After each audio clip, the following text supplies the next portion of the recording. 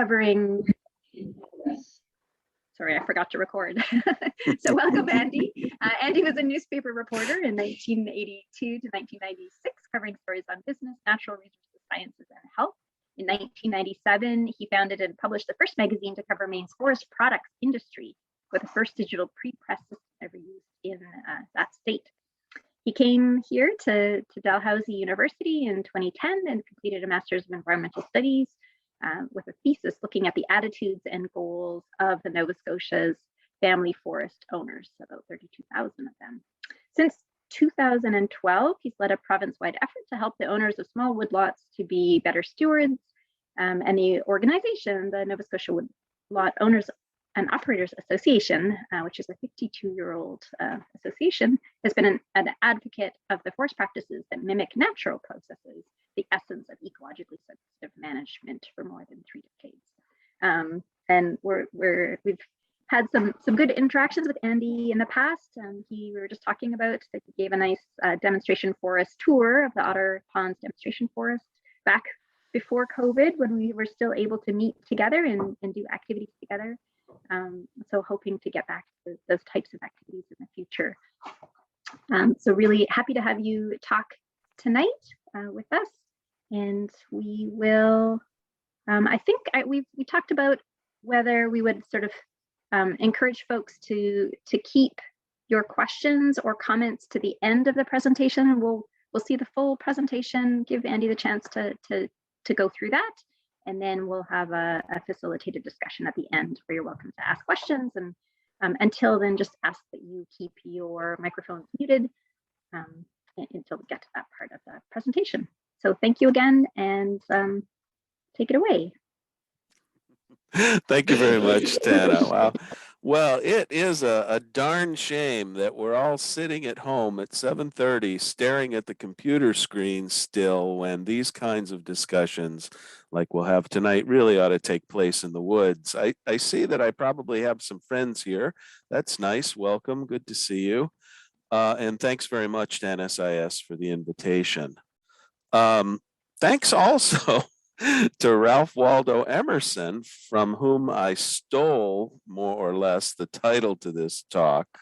You may know Emerson as a poet or a naturalist or an essayist in the States in the 1830s, 40s, 50s, I think. And he said money often costs too much. That seemed a bit too skeptical to me, but sometimes it does cost too much. Maybe we'll explore that tonight. Oh my, so let's see how the technology works. Hopefully we'll go to slide 2. And actually I should probably see if all you beautiful people can leave my screen so that I can see it all. There we go, very nice, okay. Oh, my heavens, let's see, is that gonna work? Oh my, bear with me, please. There we go. If not one way, then another. So anyway, here's the outline for the talk tonight. It's pretty modest. The topic is really far too large to cover in a talk like this. So we'll try to hit some of the highlights. Probably good to hold questions, although we are going to cover a lot of ground pretty quickly. And if that becomes a problem and you have a burning question, putting it in chat will at least flag it, and perhaps we can make an exception if necessary. But otherwise, let's try to have a really robust discussion at the end. And I'm open to talk about pretty much anything. The goal for me tonight is simply to help you to become better able to ask questions when you're presented with information about Nova Scotia forest practices, forest policy. This is incredibly necessary, right? For a long time, we've accepted as a given statements about how forest management should be conducted. And I think the time for that easy acceptance is long past, frankly.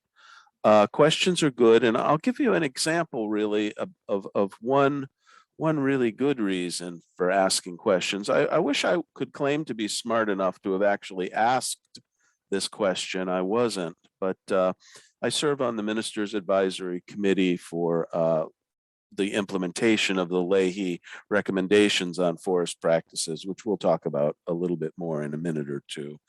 And anyway, that committee was out in the woods and was looking at a plantation by a really reputable company who doesn't need to be named, and with a really long history of doing, you know, that type of management.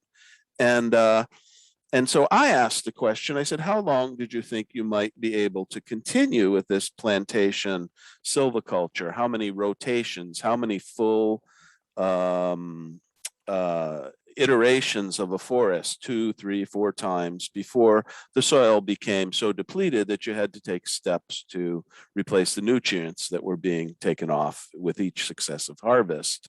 And they said, oh, you know, 2 or 3. And that's pretty much what the company had been saying for a long time. So that was no surprise. And I was just curious to see really if they had changed their opinion at all in recent years, and not so. And then someone else who was clearly a lot smarter than I was asked the follow-up question, which is, do you do soil tests on these parcels to find out what your impacts are on soil fertility? And I was gobsmacked by the answer, to be honest with you, because soil tests are something we've been doing for 100 years or more. If you're a gardener, you know, you scoop up a little soil from several places in the garden, mix it up, stick it in a box, and send it off to Dal Ag Campus. And for, you know, $10 or $15, I don't know what the fee is. Anyway, they tell you what the soil nutrients look like. Not high science. And the answer, though, from the company was, no, we don't do that. We watch to see if the growth rate of the trees is affected. Well, the problem with that, number one, is it's an easy way to be really clear about what your impacts are on soil.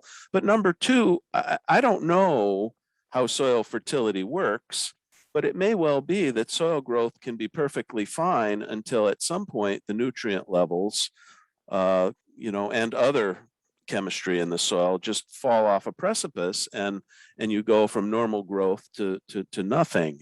And I just don't know that. And I think the company probably didn't either. And I was surprised because of their long history, you know, and their good reputation for this kind of, for understanding this kind of management, whether you agree with it or not. So questions are really important, and that's what I hope that we get out of this tonight. Just the ability to say, what do you mean by that? And have you considered? And why do you think that? And so forth. These are really important questions in the forest debate. And people ought to answer them. I mean, people ought to have answers for that, because those kinds of questions would lead to really good decision making in people that were, you know, legitimately interested in making good decisions.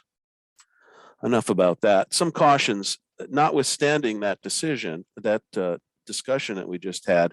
This is not about partisan politics or pointing fingers. I think the time for that is long past. I think that we're embarked on a new era for forest management in Nova Scotia, and we all should be, and mostly are, working together to find a better path. And that's a really good thing. So I'm not going to talk about politics, I hope. Sometimes the facts can sound a little cranky, but the facts are what the facts are. And as people who care about science, we're not going to ignore them because some of them are unpleasant. But my point truly is not to be indicting anyone or anything for any decision. Also, the new government of Tim Houston really, I think, deserves a chance to prove itself out on this issue. The first few things that he asked new minister Tory Rushton to do in the Department of Natural Resources and Renewables in his mandate letter, which is the letter that the premier sends to the department heads to say, hey, this is what you're going to do over the next few years. The first two deliverables, if you will, were implement the Leahy practices, which we talked about briefly, and we'll talk a lot about more in a bit, and to protect at least 20% of the land area of Nova Scotia for conservation. And both of those were campaign promises, and he underscored that he intends to keep them. And I find that to be a very positive development. So no partisan politics from me tonight, for sure. Other cautions, and we've alluded to this, forest policy is complicated, and forest management can be difficult. It isn't always difficult, but it can be. A major problem when we talk about these issues is oversimplification. I will do it tonight. I promise you. I'll take some very complex issue, and in an attempt to convey it, will make a mistake and oversimplify something, not intentionally. You should always be alert for that. If something seems too pat, too easy, too simple, you should ask why.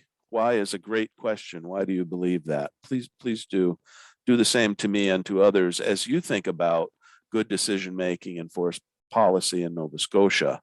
I mean, the complexities are really quite amazing. When I was a reporter, I also used to cover companies on Wall Street, and met a lot of very arrogant stock analysts, industry analysts, and they were just convinced that people who managed money had the hardest job in the world. You know, there were so many moving parts, they thought, and so much to consider, and so vast sums involved. And wow, they thought they were really clever. And yet everybody who goes out with a piece of machinery day in and day out to try to manage a piece of woodland is faced with at least that many variables, and many times a lot more.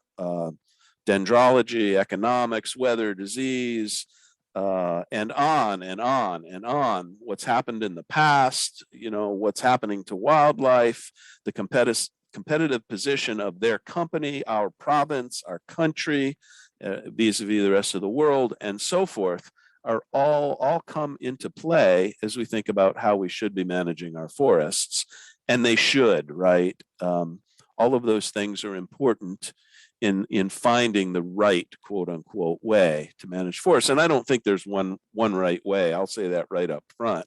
I think that there are several options, and then there are things that are clearly not good options. Enough on that for now, probably. Let's just talk a little bit about how we got to the current situation in the forest. Believe it or not, it was almost 100 years ago that Isaac Walton Killam opened Mersey Paper down in Brooklyn, 1929. Hard to imagine. Not actually really early in the paper era, which actually extended back into the late 1880s, if I remember right, but a long time ago now. And